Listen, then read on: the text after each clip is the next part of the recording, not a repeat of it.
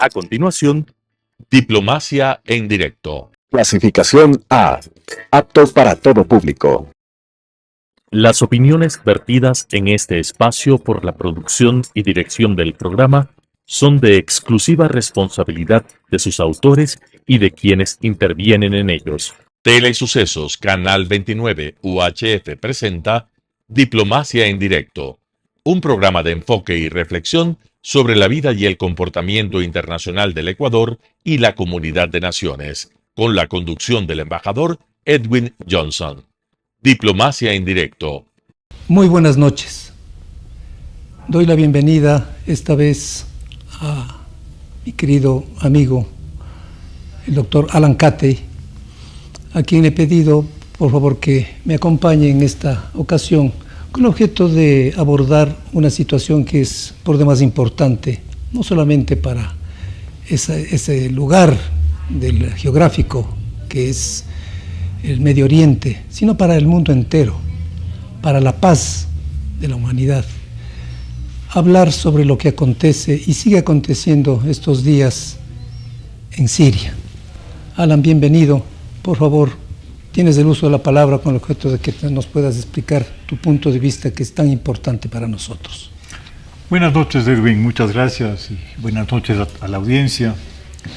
Sí, efectivamente, la crisis que estamos viendo se va desarrollando en Siria es un fenómeno preocupante por los impactos que ha tenido ya y que de hecho puede todavía tener en una situación que ya de por sí estaba extremadamente explosiva en la región. Teníamos todo este conflicto que se desató el 7 de octubre del año pasado con el ataque de Hamas a Israel y con la contraofensiva israelí en contra de Hamas primero y luego de los aliados libaneses de Hamas y detrás de todos ellos Irán.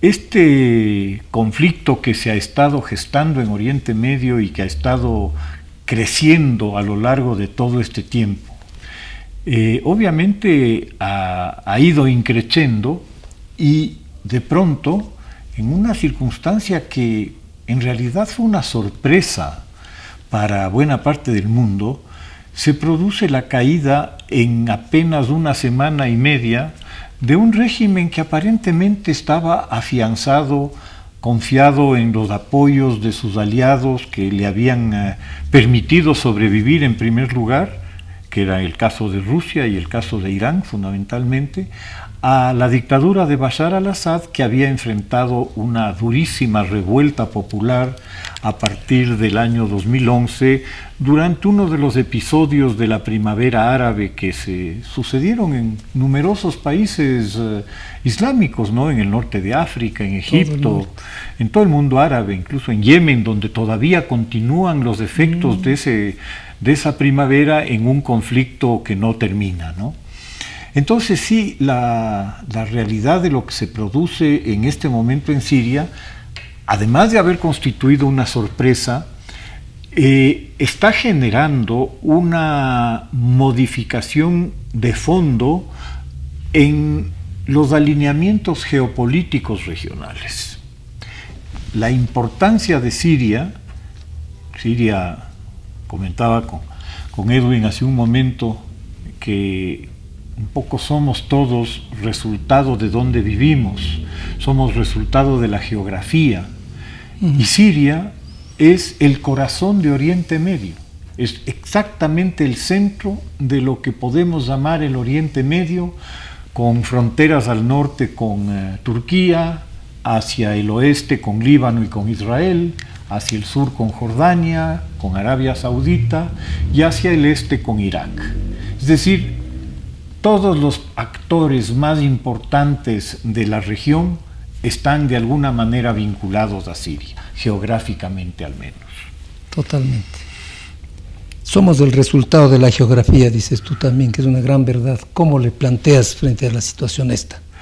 Justamente bajo esta visión, ¿no? Estamos viendo que la influencia que Irán había alcanzado en Siria es la que le abrió el camino para la creación de un eje, de una línea continua de estados chiitas que venía desde Teherán, pasaba por Bagdad en Irak, por Damasco en Siria y llegaba a Beirut en Líbano. Y este eje que logra constituir la República Islámica en un trabajo sostenido de 25 años al menos, de pronto se les viene abajo, de pronto se les derrumba, porque la pieza central de este tinglado era justamente la dictadura de Assad. Y es por eso que Irán había apoyado tan decididamente y con tantos recursos a la dictadura de Assad. De hecho, el derrumbe de la dictadura de Assad en alguna medida se produce por el conflicto entre Irán e Israel, que en un momento dado le lleva a Israel a lanzar una ofensiva decisiva contra el grupo Hezbollah. Recordemos, en el mes de septiembre pasado apenas, se produce el episodio de los beepers y de los walkie-talkies, que en un número de más de 3.000 explotan, provocando la muerte de muchos comandantes o la ceguera o la incapacidad de muchos de los comandantes de Hezbollah, justamente antes de que Israel lance ya su campaña de bombardeos y de ataques terrestres contra el Líbano para destruir la infraestructura militar de Hezbollah. Y es este derrumbe de la infraestructura militar de Hezbollah lo que impide a Hezbollah acudir en apoyo de Assad. Es decir, los rebeldes sirios que estaban precariamente establecidos en el norte de Siria, en la provincia de Idlib, que es fronteriza con Turquía, de pronto ven la oportunidad. Es decir, se retiraron las fuerzas de Hezbollah, el ejército sirio, luego del conflicto de varios años de la guerra civil, estaba muy debilitado, muy desmotivado, lanzan su ofensiva y esta ofensiva es un éxito rotundo. Y el gobierno de Assad se derrumba como un castillo de naipes, ¿no?, en apenas semana y media. Entonces, en este momento, lo que estamos viendo es un reacomodo de estas fichas justamente en el centro geográfico del Oriente Medio. La pérdida de Irán de su ruta terrestre entre Teherán y Beirut y la posibilidad de enfrentar directamente a Israel es un gravísimo golpe para Irán. Es una derrota estratégica de gran magnitud que va a tener una serie de consecuencias más adelante. Y el otro gran afectado del asunto, claro, es Rusia, ¿no? Rusia, que apoyó a Assad decisivamente en la primera fase de la guerra, con unos bombardeos despiadados sobre las ciudades más importantes de Siria, Alepo, que era una de las ciudades más antiguas del mundo, patrimonio de la humanidad, prácticamente arrasada por los bombardeos rusos. Y obviamente esta acción rusa no era gratuita, pues. Responde a unos intereses rusos y soviéticos de largo plazo. Es decir, la base de Tartus en el norte de Siria, en la provincia de Latakia, es fundamental para Rusia en cuanto al abastecimiento de todo lo que es su estrategia naval en el Mediterráneo y su proyección geopolítica en Medio Oriente y en el este de África. La pérdida de esa base podría ser muy grave para Rusia de llegar a concretarse, y en política y en geopolítica nunca nada está dicho, pero no se vería pues mayor ventaja ni estímulo del gobierno provisional sirio en mantener unas bases rusas desde las cuales las víctimas fueron ellos. Entonces, ¿Qué posibilidades hay de que se queden las bases? No sé, realmente este va a ser un tema de negociación seguramente, pero anímicamente uno pensaría que el rencor de tantos muertos y de tanta destrucción causada desde esas bases rusas va a dificultar por lo menos cualquier tipo de extensión en su uso. ¿Quién más pierde? Ciertamente los kurdos del norte de Siria, que están agarrados ahora en una tenaza entre las fuerzas turcas y las fuerzas pro-turcas del gobierno provisional sirio, que ciertamente van a buscar su oportunidad, me refiero a Turquía, para, en la medida de lo posible, eliminar el problema que tienen con los turcos, con los kurdos sirios. Y el otro gran perdedor sin duda es Hezbollah. Hezbollah ha sufrido golpes durísimos y ahora con esto las dificultades de Hezbollah para su abastecimiento, para su reconstrucción, van a ser también muy complicadas. ¿Quiénes ganan? Gana Turquía, obviamente, proyecta su influencia decisivamente en el corazón del Oriente Medio. Gana Turquía porque un adversario geopolítico regional sufre una grave derrota, como es el caso de Irán. Irán, eso te iba a decir, claro, Irán, entonces, ¿en qué queda Irán? Claro, Irán en este momento va quedando en una situación cada vez más aislada, ¿no? Esa proyección de Irán hacia el Mediterráneo desapareció. Y otro gran ganador sin duda es Israel. Israel logra en una semana y media prácticamente la desaparición del ejército sirio. Un ejército sirio que primero sale corriendo a los primeros tiros a la desbandada. ¿Por qué? Porque la situación económica del país era tan grave que las Fuerzas Armadas mayor motivación no tenían. El soldado sirio estaba ganando $15 mensuales. Lógicamente, como tú anotas, los soldados sirios estaban en esa situación en el momento preciso. En el momento preciso. Entonces fue una circunstancia del momento y del lugar indicados en que todo confluyó para que la ayuda iraní no exista, para que Rusia, ocupada con su conflicto en Ucrania, tampoco pueda hacer mayor cosa por apoyarle al régimen, y que el ejército interno, el ejército sirio, haya llegado a tal punto de degradación como para desintegrarse casi sin dar un tiro. Realidad. Me acuerdo mucho de lo que pasó en Irak cuando empieza la creación del Estado Islámico y del califato, ¿no? Exactamente lo mismo pasó en Mosul. Atacaron los extremistas, los fundamentalistas del Estado Islámico, y el ejército iraquí desapareció. Ellos conquistaron Mosul sin mayor dificultad y establecieron un estado del tamaño de Inglaterra en Oriente Medio, ¿no? Y sin ir más lejos en el tiempo, recordemos lo que pasó en Afganistán, con la retirada de Estados Unidos y la OTAN. Un ejército que se supone debía haber podido enfrentar al talibán por lo menos un año y medio más, en un mes sucumbió. Entonces, como que hay, el rato que en las Fuerzas Armadas se nota que ya no tiene sentido el sacrificar la vida, y menos por $13 mensuales, la gente simplemente se mandó a cambiar, ¿no? Los oficiales, los suboficiales y la tropa, claro, desaparecieron. Claro. ¿Y los Estados Unidos? Bueno, Estados Unidos en el caso de Siria, yo diría que estén en una situación de hibernación, hasta ver qué pasa con la administración entrante, claro, ¿no? Que ha anunciado que no tiene ningún interés en Siria, que no es asunto suyo, que es problema de los sirios, lo cual sería, creo yo, un gravísimo error.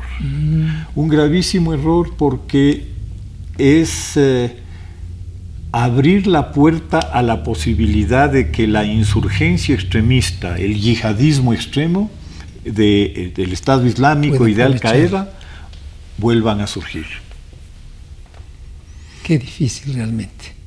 Claro, en otro momento vamos a tener que abordar, Alan, cómo se ve pues la posibilidad del nuevo gobierno de los Estados Unidos con Trump, ¿no? Ese es tema, harina aparte, de otro costal, sí, en todo caso. Pero importantísimo también, en medio de toda esta situación que se ha planteado, que sí, creo que nunca hemos estado Sí, lo más grave, creería yo, en este momento es una situación de incertidumbres. Ese es el problema que yo estoy viendo en este momento. En general, veo una notable incertidumbre y hasta temor en Europa.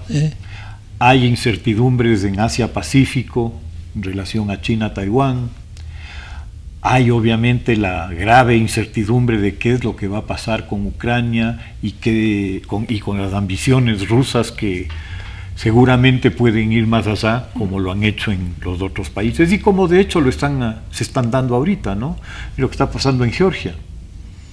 Estamos viendo unas elecciones cuestionadas en las cuales se elige a un parlamento o a un jefe de gobierno prorruso que se echa para atrás en la idea de integrarse a la Unión Europea, paso en el cual ya estaba avanzado, que es exactamente lo que pasó en Ucrania cuando la rebelión del Maidán, ¿no? Cuando Yanukovych se vuelve loco y dice, no, ya no queremos entrar a la Unión Europea, ahora queremos unirnos a Rusia.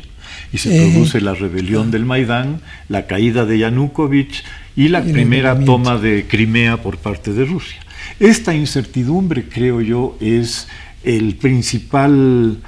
la principal característica de este fin de año. Este va a ser un fin de año de incertidumbres. Qué barbaridad, realmente, ¿no? Entonces, ahí tenemos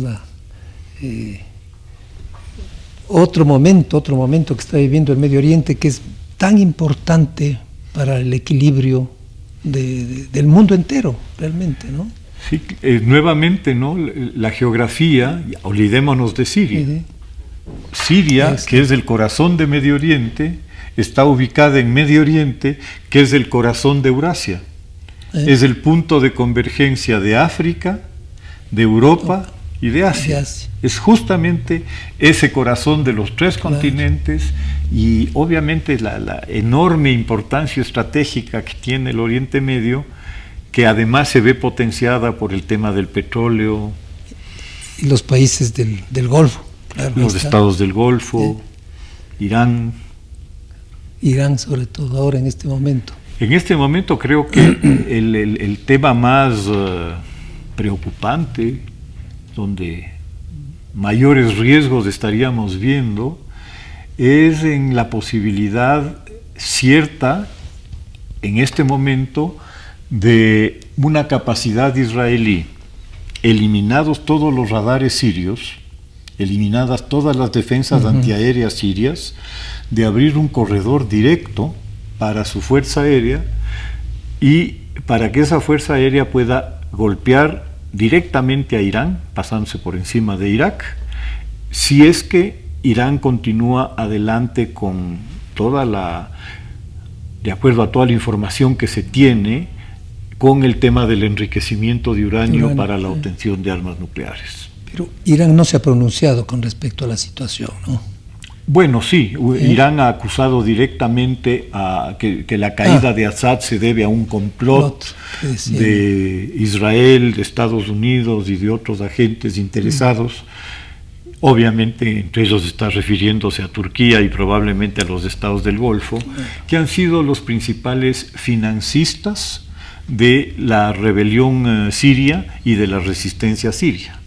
O sea, la resistencia siria ha logrado mantenerse todavía en el terreno gracias a la ayuda turca en lo que son armas y en lo que es protección, por una parte, y del dinero que han aportado varios estados del Golfo, incluidos Arabia Saudita, para mantener viva la resistencia. No nos olvidemos nunca, en Oriente Medio eso no se puede hacer, de los trasfondos religiosos. Ajá, y de los profundos odios religiosos que existen, ¿no?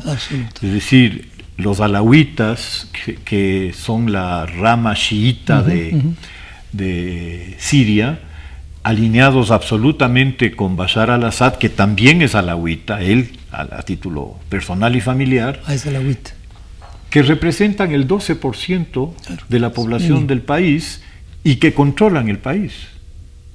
Militarmente, políticamente, ellos son los que controlan el país. Entonces, claro, el 80% de población sunita que se ve completamente desplazada del poder y de las decisiones económicas y de los beneficios económicos, obviamente no tiene ningún afecto al régimen, ¿no? Y esto se vio en la rebelión.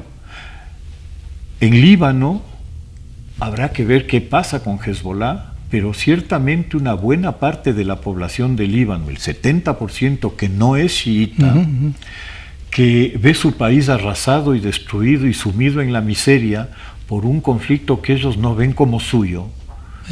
¿Cuál va a ser el futuro de Hezbollah después de los golpes que ha recibido? También es una situación que queda en la incógnita, ¿no? Y en buena medida la captura del poder por parte de los rebeldes sirios es una reivindicación de las políticas sunitas que durante la década pasada se vieron frustradas por Rusia y por Irán. Es lo que pasa en el Medio Oriente realmente. Es de pronto, ¿no? Por ejemplo, la primavera árabe, que nadie se esperaba, ¿no? Realmente. ¿Qué te diré, no? Y en Egipto. Las cosas nunca son de pronto. Las cosas nunca son de pronto. Hay... el mundo de hoy es un mundo que está tan interrelacionado y tan en contacto que es prácticamente imposible. Ya tienes que constituirte en un reino ermitaño como Corea del Norte, encerrarte a cal y canto y que no pase ni la onda de radio, como para que puedas pretender mantener la inmovilidad. Obviamente el mundo árabe está en cercano contacto con Europa, está en... Así es, totalmente. Y es obvio que toda esa influencia se va recibiendo y se van despertando anhelos y ideas en la gente que buscan. ¿Qué es lo que buscaba la primavera árabe? La primavera árabe es un llamado a la modernidad, es un llamado a... Demos el paso al mundo, no nos quedemos encerrados en la mezquita, demos el paso al mundo. Y claro, lamentablemente, en general la primavera se convirtió no en un invierno, sino en un infierno. Lo que vemos en Siria, lo que está saliendo de las cárceles de Siria es una cosa, pero una cosa atroz, increíble, ¿no? Atroz. Y también me pongo a pensar en la atrocidad que significa ese mismo concepto repetido aquí a la vuelta en Caracas. Una cárcel como la de Siria la tienes ahí en Caracas, idéntica. La infamia, ¿no? Con los centros de tortura, con el asesinato de opositores. La persecución ya jóvenes, sin ningún límite, ¿no?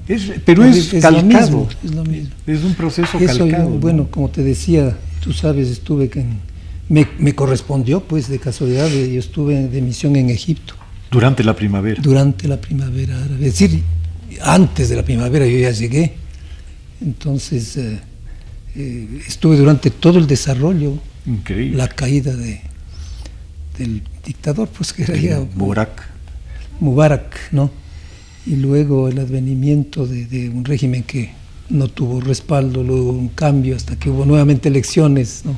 Claro, es que lamentablemente es curioso, ¿no? Cómo en Egipto el llamado a la modernidad se convierte en una victoria de los ultraconservadores, así es, o sea, de los fanáticos religiosos de la hermandad musulmana, y gana las elecciones Mosri. Así es, pues, Mosri. Y con la ganancia de él y los anuncios de las reformas que se pretenden, el ejército inmediatamente actuó, con el apoyo de buena parte de la ciudadanía. ¿Cómo no? Curiosamente. decir, es muy curioso eso que dices, ¿no? Pero, en fin, es una parte del mundo volátil, si se quiere. Sí, realmente. ciertamente. Eso es. Muchísimas gracias, mi querido Alan. Encantado, Tenemos que, yo creo, pues, que continuar con esto, porque realmente amerita seguir el análisis con el objeto de poder conocer exactamente la realidad, la verdad de lo que acontece en esa parte tan volátil en el mundo, ¿no? Y ante todo el panorama internacional que se nos presenta con nuevos dirigentes en la gran potencia en Estados Unidos, en fin, muchísimas gracias. Encantado. Las opiniones vertidas en este espacio por la producción y dirección del programa son de exclusiva responsabilidad de sus autores y de quienes intervienen en ellos. Telesucesos Canal 29 UHF presentó Diplomacia en Directo, un programa de enfoque y reflexión sobre la vida y el comportamiento internacional del Ecuador y la comunidad de naciones, con la conducción del embajador Edwin Johnson. Diplomacia en Directo,